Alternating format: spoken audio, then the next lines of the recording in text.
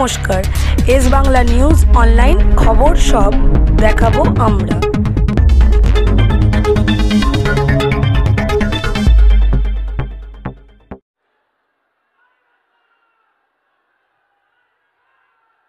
নমস্কার। জেলা সভাপতি আব্দুর রহিম বক্সি সহ জেলার সমস্ত নেতৃবৃন্দ যারা সভামঞ্চে উপস্থিত রয়েছেন,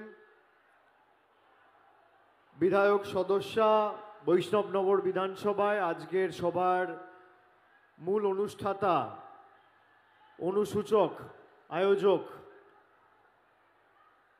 বিধায়িকা চন্দনা সরকার সহ যার সমর্থনে আজকে আমাদের এই সভাস্থলে সমবেত হওয়া আমার পূর্ববর্তী বক্তা এবং তৃণমূল কংগ্রেস প্রার্থী এবং জোড়া ফুল প্রতীক চিহ্ন নিয়ে আপনাদের সকলের দোয়া, ভালোবাসা, আশীর্বাদকে পাথেয় এবং পথ চলার প্রেরণা করে লড়াই করছেন ভাই শাহনওয়াজ আলী সভাস্থলে এসে পৌঁছেছেন। যতদূর চোখ যাচ্ছে মানুষের ভিড় এবং যে স্বতঃস্ফূর্ততা এই গ্রীষ্মের দাবদাহকে উপেক্ষা করে যেভাবে মানুষ সমবেত হয়েছে আজকের এই মাঠে, আজকের এই সভাকে সার্থক করেছে। ধর্ম, দলমত, বয়স, বর্গ, বর্ণ নির্বিশেষে যে সংখ্যায় মানুষ এসে পৌঁছেছে, শুধু যদি তারা আগামী 7 তারিখ ভোটাধিকার প্রয়োগ করে তাহলেই তো বিজেপি ভোকাট্টা মালদা দক্ষিণ থেকে। এবং এখনো লোক ঢুকছে এখানে। যারা গাছের উপর বসে রয়েছে ডাল ভেঙে পড়বে, গাছ থেকে নামো। যারা গাছের উপর রয়েছে গাছ থেকে নেমে এসো, ডাল ভেঙে পড়লে একটা অঘটন ঘটবে। এখানে বাউন্ডারির যে কাপড়গুলো লাগানো আছে, আমি অনুরোধ করব স্বেচ্ছাসেবকদের কাপড়গুলো খুলে দিন, লোক দেখতে পাবে, লোকের সুবিধা হবে।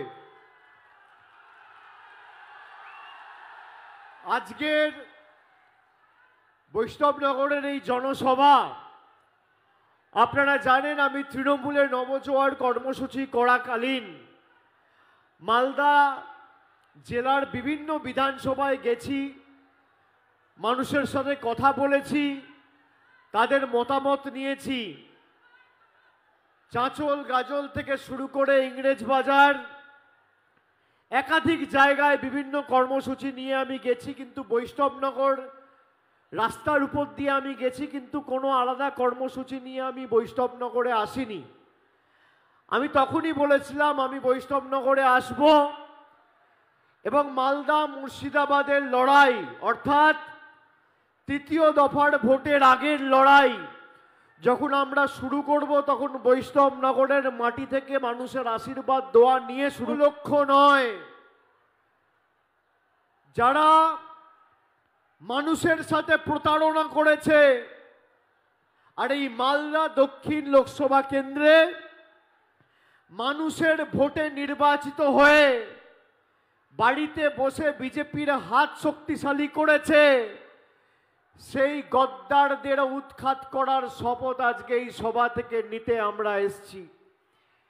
আমি আপনাদের বলবো, গত 5 বছর যিনি সাংসদ ছিলেন, মালদা দক্ষিণ মানুষের উন্নয়নের জন্য কোনোদিন তিনি লোকসভায় একটা প্রশ্ন তোলেনি, একটা 10 পয়সার কাজ আনেনি, রাজ্য সরকারের সাথে কথা বলতে চাননি, লোকসভায় কোনো মন্ত্রীর সাথে, কোনো নেতার সাথে বাড়তি বৈঠক করে কোভিডের সময় যখন মানুষ অপরিকল্পিত লকডাউনের কারণে বিভিন্ন রাজ্যে আটকে পড়েছিল, তখন মানুষের পাশে দাঁড়িয়ে আপনাদের বলবো যে একদিকে বিজেপিকে তো আমরা হাঁটাবই। গত বিধানসভা নির্বাচনের নিরিখে মালদা জেলায় এই আসনটির যে 5টি বিধানসভা কেন্দ্র মালদা জেলায় রয়েছে এবং ওদিকে ফারাক্কা আর শামশেরগঞ্জ, সব মেলালে প্রায় 3.5 লাখ ভোটের ব্যবধানে তৃণমূল কংগ্রেস এই আসনটিতে এগিয়ে রয়েছে। আমি আপনাদের বলবো ব্যবধান বাড়াতে হবে এবং আজকের সভা থেকে শপথ নিতে হবে। যারা এলাকা চেনে না, গত পরশুদিন এই লোকসভা কেন্দ্রে ভারতবর্ষের প্রতিরক্ষা মন্ত্রী রাজনাথ সিং সভা করতে এসেছিলেন। তিনি এসে বলেছেন যে আমি মালদা দক্ষিণে নয়, মালদা পূর্বতে সভা করতে গেছিলাম। লোকসভার বিরুদ্ধে একমাত্র রাস্তায় নেমে লড়াই করেছিল তৃণমূল কংগ্রেস আর আমাদের নেত্রী। আপনারা রাজ্য থেকে একদিকে মালদা দক্ষিণ আর একদিকে বহরমপুর কংগ্রেসের 2 জন সাংসদকে জিতিয়েছিলেন। পরবর্তীকালে দিল্লিতে কেন্দ্র সরকারে বিজেপি দ্বিতীয়বার ক্ষমতায় আসার পরে একের পর এক জনবিরোধী সিদ্ধান্ত, মানুষের 100 দিনের টাকা বন্ধ, আবাসের টাকা বন্ধ, রাস্তার টাকা বন্ধ, সিএ করে এনআরসি করে মানুষকে উৎখাত করা, নিপীড়িত, বঞ্চিত, লাঞ্ছিত করে রাখা, অধিকার ছিনিয়ে নেওয়ার বিরুদ্ধে কংগ্রেসের কোনো জনপ্রতিনিধি সরব হয় জোতা করে যাতে বিজেপিকে ভারতবর্ষ থেকে উৎখাত করতে পারি। আর একদিকে প্রদেশ কংগ্রেসের নেতা অধীর চৌধুরীরা চেয়েছিল কিভাবে বিজেপির হাত শক্তিশালী করা যায়।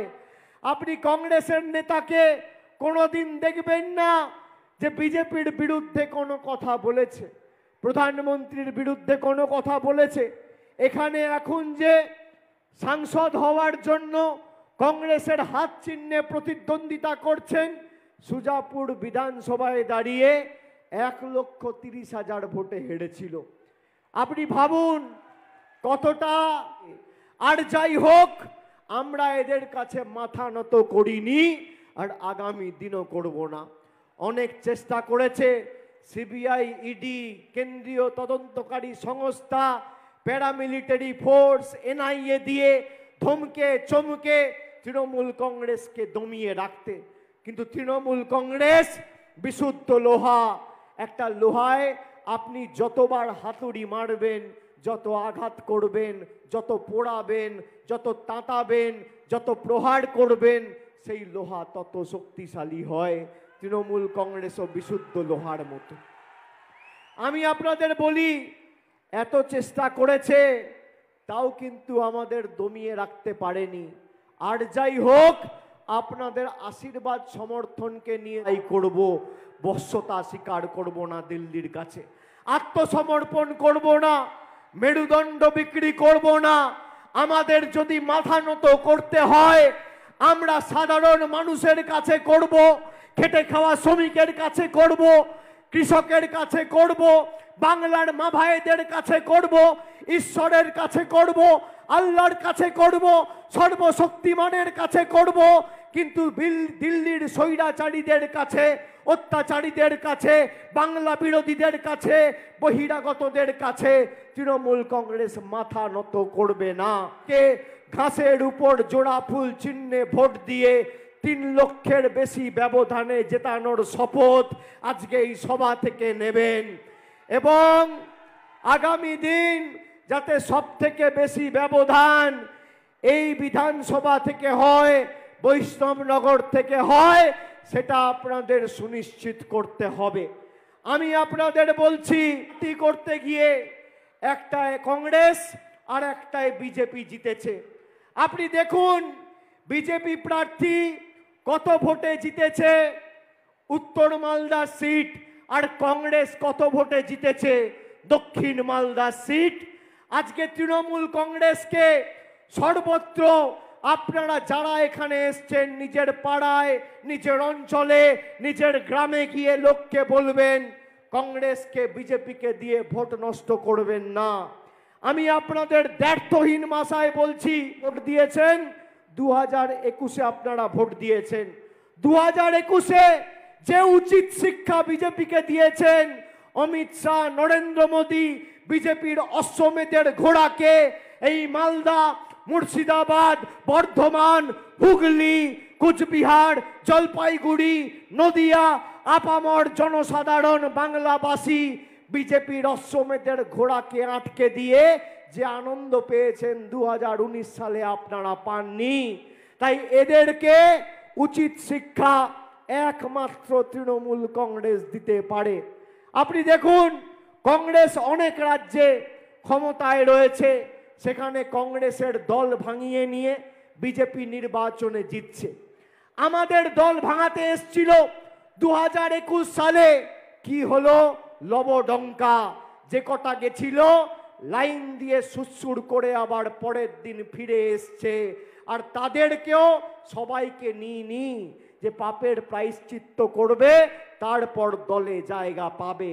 বিজেপি যে ভাষায় বোঝে সে ভাষায় তৃণমূল কংগ্রেস জবাব দিতে জানে।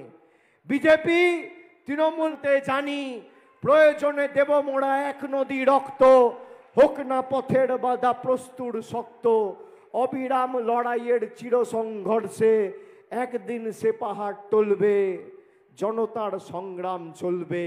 সরকারের পতন খালি সময়ের অপেক্ষা। তৃণমূল কংগ্রেসকে জেতান, বাংলার বুকে যেমন মামাটি মানুষের সরকার প্রতিষ্ঠা করে প্রতিশ্রুতির বাস্তবায়িত হতে আপনারা দেখে যান্ত্রিক ধর্ম নিরপেক্ষ সংবেদনশীল সরকার তৈরি হবে এবং মানুষের স্বার্থে সে সরকার কাজ করবে, মানুষের জন্য সে সরকার কাজ করবে। এবং আমরা কথা দিয়েছি, বিজেপির ইস্তাহার পত্র দেখুন, বিজেপির সংকল্প পত্রে বস্ত্র, অন্ন, বাসস্থান, শিক্ষা, স্বাস্থ্য, কর্মসংস্থান নিয়ে একটা শব্দ কোথাও কিছু লেখা নেই। কি বলেছে? বলেছে বিজেপি যদি ক্ষমতায় আসে তাহলে আর নির্বাচন হবে না, ওয়ান নেশন ওয়ান ইলেকশন। মানে 5 বছরে যেখানে আপনি পঞ্চায়েতে ভোট দিচ্ছেন, পুরসভায় ভোট দিচ্ছেন, বিধানসভায় ভোট দিচ্ছেন, লোকসভায় ভোট দিচ্ছেন, সেখানে আপনারা শুনুন, কুচবিহার জেলার সহসভানেত্রী, সহসভাপতি দীপা চক্রবর্তী 7 দিন আগে কুচবিহারের মঞ্চ থেকে কি বলেছে শোনেন।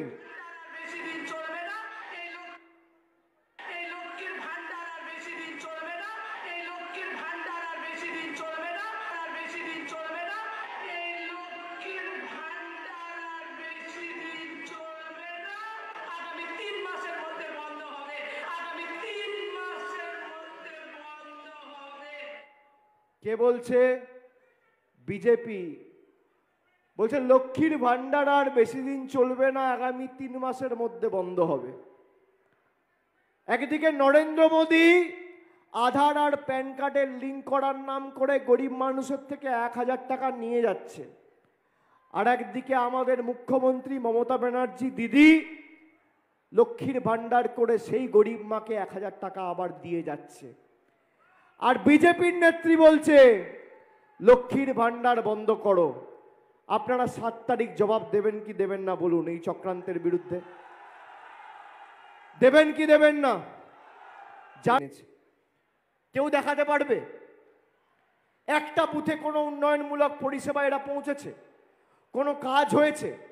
আর অন্যদিকে মমতা বন্দ্যোপাধ্যায়ের সরকার, আমি আপনাকে বলছি খালি মালদা জেলায় 100 দিনের বঞ্চিত শ্রমিক যাদের টাকা কেন্দ্র বন্ধ করে রেখেছিল, আমরা 3,03,157 জন শ্রমিকের অ্যাকাউন্টে ফেব্রুয়ারি মাসে ডাইরেক্ট ব্যাংক ট্রান্সফার করে 100 দিনের বকেয়া পাওনা পৌঁছে দিয়েছি।